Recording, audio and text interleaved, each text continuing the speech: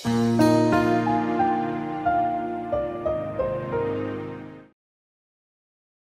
আখিরাতে 10টা ফায়দা।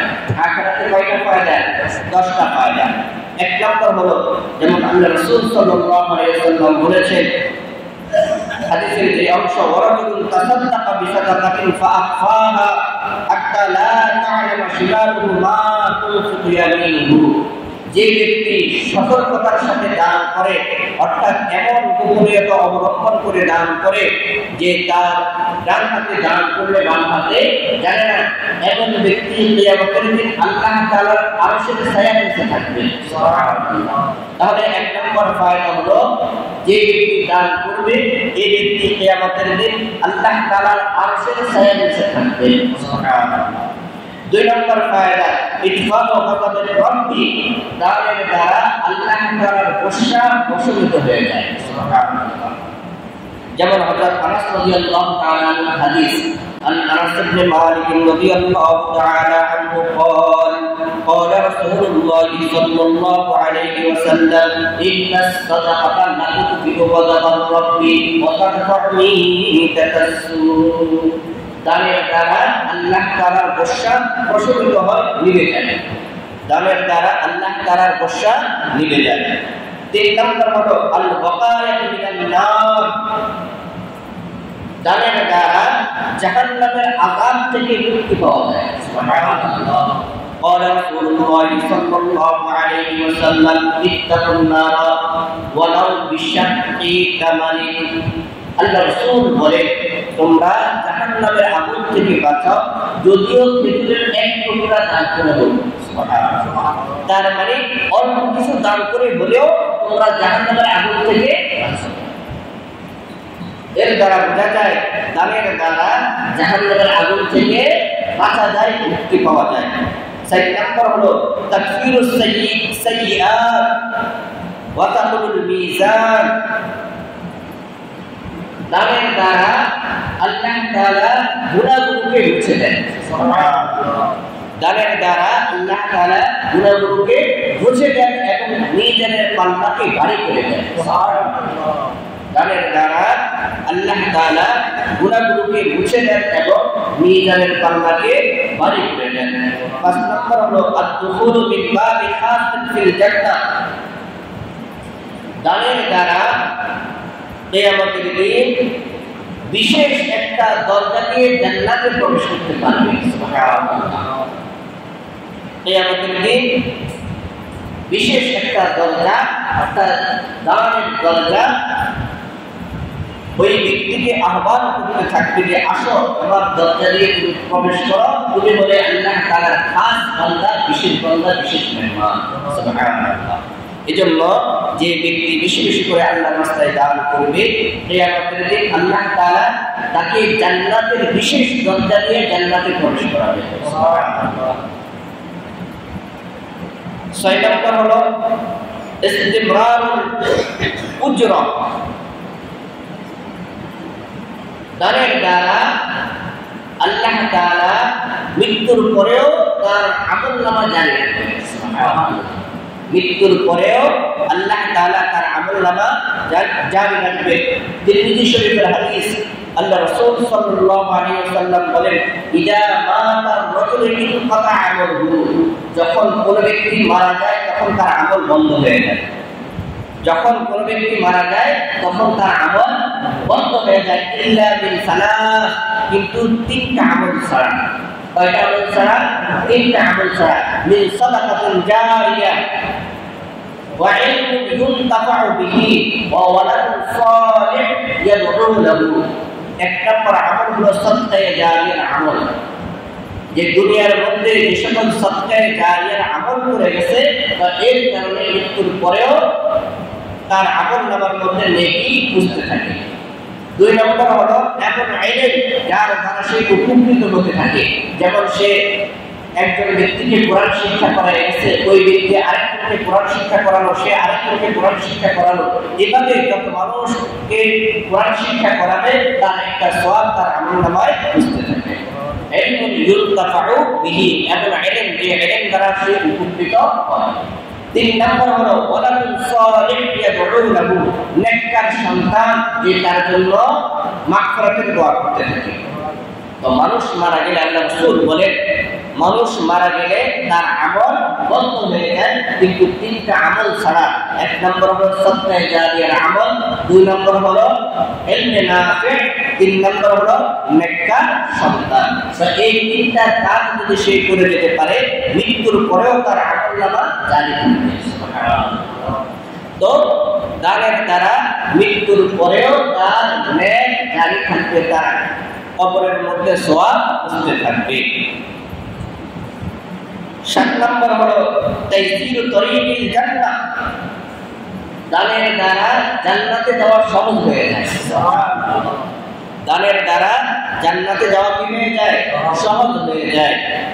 8 নম্বর হলো আর রহিমুল মাহবুব, জান্নাতে বিশেষ একটা ঝর্ণা থাকবে, ওই ঝর্ণা থেকে আল্লাহ তাআলা তার বিশেষ কিছু মেহমানদেরকে মেহমানদারি করাবেন। ওই পান পাত্রগুলোর মধ্যে বিশেষ শ্রীমোহন থাকবে। আল্লাহ তাআলার ওই বিশেষ মেহমান ছাড়া অন্য কেউ এই পান পাত্র থেকে পানি পান করতে পারবে না, শরাব পান করতে পারবে না, পানিও পান করতে পারবে না। আল্লাহ তাআলার রাস্তায় যারা দান করবে আল্লাহ রাব্বুল আলামিন ওই বিশেষ পানীয় থেকে তাকে পান করাবে। সুবহানাল্লাহ। আর রহিমুল মাহবুব, তাকে কি বলা হয়? রহিমুল মাহবুব, সিল মোহর কিত জান্নাতি ঝর্ণার পানি, এটা আল্লাহ তাআলা তাদেরকে পান করাবেন যারা আল্লাহ তাআলার বিশেষ মেহমান। 9 নম্বর হলো আল্লাহ রাব্বুল আলামিন কিয়ামতের দিন যারা আল্লাহর রাস্তায় আল্লাহ তাআলার জন্য দান করে তাদেরকে আল্লাহ তাআলার সবুজ পোশাক পরিধান করাবেন। কোন পোশাক? সবুজ পোশাক পরিধান করাবেন। মানুষ দেখে বুঝবে এরা হলো আল্লাহ তাআলার বিশেষ মেহমান, এরা আল্লাহ তাআলার বিশেষ মেহমান। 10 নম্বর হলো যারা আল্লাহর রাস্তায় দান করে আল্লাহ তাআলা এদেরকে জান্নাতের বিশেষ খাবার খাওয়াবেন। জান্নাতের বিশেষ খাওয়া খাওয়াবেন। তাহলে আল্লাহর রাস্তায় দান করার দ্বারা দুনিয়াবি 8টা ফায়দা, আখিরাতের 10টা ফায়দা। আল্লাহ রাসূল সাল্লাল্লাহু আলাইহি ওয়াসাল্লাম বলেন কিয়ামতের দিন আল্লাহ তাআলার আরশের ছায়ার নিচে যারা থাকবে এর মধ্য থেকে 6 নম্বর প্রকার হলো রাসূল করিম সাল্লাল্লাহু আলাইহি ওয়াসাল্লাম বলেন এমন ব্যক্তি যে ব্যক্তি আল্লাহর রাস্তায় দান করে, এমন গোপনীয়তা অবলম্বন করে যে ডান হাতে দান করলে বাম হাতে। এই যে দুনিয়াবি 8টা ফায়দা, আখিরাতে 10টা ফায়দা, তো এই ফায়দাগুলো পাওয়ার জন্য 5টা শর্ত। কয়টা শর্ত? 5টা শর্ত। কারণ আপনার সম্পদ যে কাউকে দিলে কি আপনি সকল উপকারিতাগুলো পাবেন? কারণ মানুষের দেখবেন কিছু মানুষের টাকা পয়সা আছে গুনাহের কাজে ব্যয় করে। কিসের কাজে ব্যয় করে? গুনাহের কাজে ব্যয় করে। তো গুনাহের কাজে ব্যয় করলে গুনাহের কাছে যদি আপনি দিয়ে দেন তাহলে কি আপনি এই সকল উপকার পাবেন? না। এই সকল উপকারগুলো পাওয়ার জন্য 5টা শর্ত। কয়টা শর্ত? 5টা শর্ত। 1 নম্বর হলো দান করার জন্য হালাল মাল লাগবে। মাল হালাল, হালাল মাল লাগবে। হারাম মাল থেকে দান করলে আল্লাহ তাআলা কবুল করেন না। কি করেন না? কবুল করেন না। মাল হালাল লাগবে। 2 নম্বর হলো সহিহুন নিয়াত, নিয়ত সহিহ হতে হবে। নিয়ত সহিহ হতে হবে যে আমি একমাত্র আল্লাহকে খুশি করার জন্য দান করতেছি, লোক দেখানোর জন্য, মানুষকে দেখানোর জন্য, কিংবা মানুষ আমাকে দানশীল বলবে এর জন্য আমি দান করি না। একমাত্র আল্লাহকে রাজি এবং খুশি করার জন্য দান করতেছি। তাহলে 1 নম্বর হলো মাল হালাল হওয়া, মাল হালাল হওয়া। 2 নম্বর হলো নিয়ত সহিহ হওয়া যে আমি একমাত্র দান করতেছি আল্লাহ তাআলার সন্তুষ্টি অর্জনের জন্য, এছাড়া আমার আর কোনো নিয়ত নাই। 3 নম্বর হলো সঠিক জায়গায় দান করা। সঠিক জায়গায় দান করা। আপনার এই টাকা দিয়ে যেন অন্য কেউ কোনো গুনাহের কাজ না করে। যদি আপনার দানের টাকা দিয়ে, পরিশ্রমের টাকা দিয়ে যাকে দান করছেন সেই গুনাহের কাজ করে, আপনি এমন ব্যক্তিকে দান করছেন আপনার টাকা নিয়ে সে মদ খায়, গাঁজা খায়, হ্যাঁ, সে অশ্লীল কাজ করে, গুনাহের কাজ করে, তাহলে সেই গুনাহ করে যে পরিমাণ গুনাহগার হয়েছে, আপনি দান করার দ্বারাও আপনি ওই পরিমাণ গুনাহগার হয়ে গেলেন। এজন্য দান করার সময় যে উপযুক্ত তাকে দান করা, যে উপযুক্ত তাকে দান করা, অর্থাৎ সঠিক জায়গায় দান করা।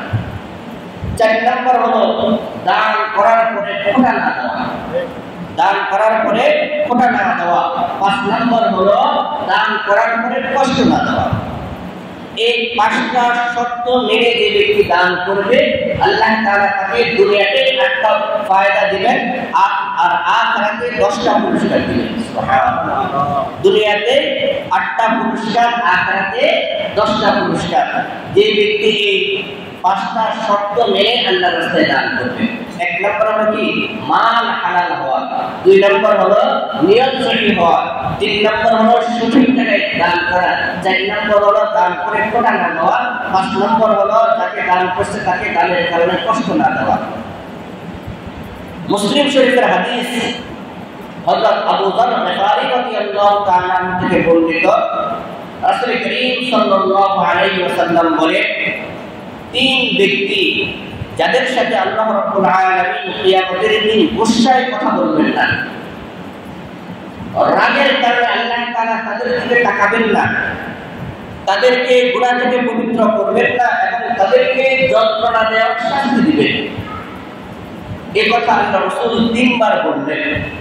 বলার পরে হযরত আবু যর গিফারী রাদিয়াল্লাহু তাআলা আনহু বললেন, খাবু ওয়া খাসিরু মান ইয়া রাসূলুল্লাহ।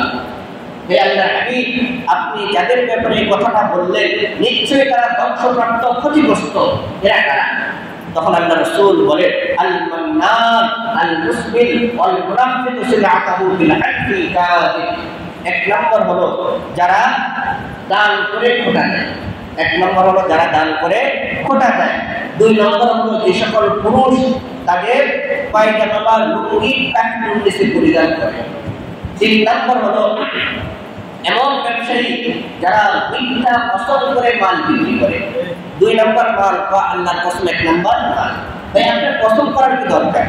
আপনি মাল বিক্রি করবেন, বলার পরে ভাই এত টাকা বিক্রি করলে আমার পোষাবে, বাস আপনার না পোষালে আপনি বিক্রি করেন না, কসম করার কি দরকার? কারণ সত্যকারী ব্যবসায়ী, হালাল ব্যবসায়ী কিয়ামতের দিন সিদ্দিকীনদের সাথে তাদের হাসর হবে। সুবহানাল্লাহ। এবং আল্লাহ রাসূল বলেন, যে ব্যক্তি সঠিকভাবে ব্যবসা করবে, আল্লাহ তাআলা তার ব্যবসার মধ্যে বরকত দিবেন এবং এই ব্যবসার কারণে আল্লাহ তাআলা তাকে কিয়ামতের দিন জান্নাতে উঁচু মর্যাদা দিবেন। সুবহানাল্লাহ। তাহলে আপনি সঠিকভাবে ব্যবসা করলে তো আপনার লাভ, দুনিয়াতেও লাভ, আখিরাতেও লাভ। তাহলে আল্লাহ রাসূল বলেন যে এমন 3 ব্যক্তি যাদের সাথে আল্লাহ তাআলা কিয়ামতের দিন গুসায় কথা বলবেন না, তাদের দিকে রহমতের দৃষ্টিতে তাকাবেন না এবং তাদেরকে গুনাহ থেকে পবিত্র করবেন না এবং তাদেরকে যন্ত্রণা দেওয়া শাস্তি দিবেন। আবু যর গিফারী রাদিয়াল্লাহু তাআলা আনহু বললেন, ইয়া রাসূলুল্লাহ, এরা তো ক্ষতিগ্রস্ত, ধ্বংসপ্রাপ্ত। এরা কারা? আল্লাহ রাসূল বলেন, আল মুসবিল ওয়াল মান্নান ওয়াল মুনাফিকু সিলআতাহু বিল হাক্কি কাযিব। 1 নম্বর হলো যারা দান করে খোটা দেয়। 2 নম্বর হলো যে সকল পুরুষরা টাকনুর নিচে পায়জামা বা লুঙ্গি পরিধান করে। 3 নম্বর হলো যারা মিথ্যা কসম করে মাল বিক্রি করে।